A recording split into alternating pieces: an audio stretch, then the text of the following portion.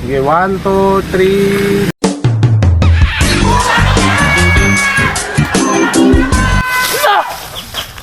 Marama, naka-score ang buwang ko.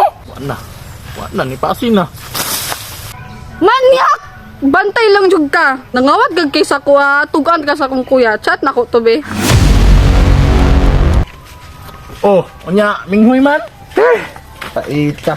Paita nga, mabasted ka.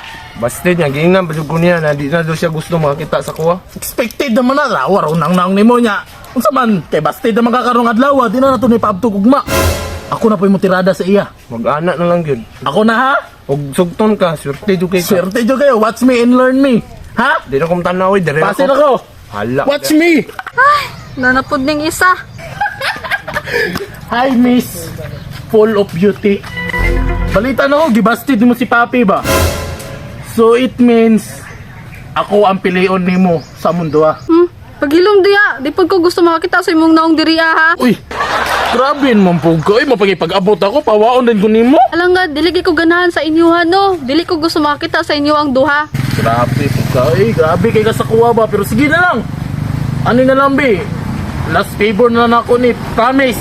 Hindi na dyan ko magpakita sa imo ha. Eh ani na lang, ako na lang mga yung favor sa imo ha. Uy.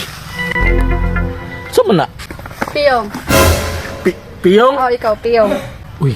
Kaganina si Paploy siya ang gipapiyong.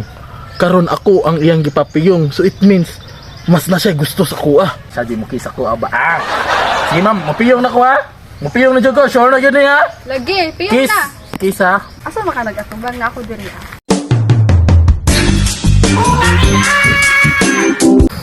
Matay dugay na po ni mong mukiso yan ang sinaula ka ba ako na yung mukiso mo abi nasyo kung ano ba mong lips ay ano na ba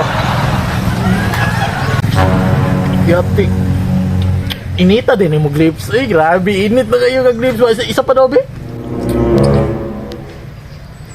na Ini lang mo taka. alang dia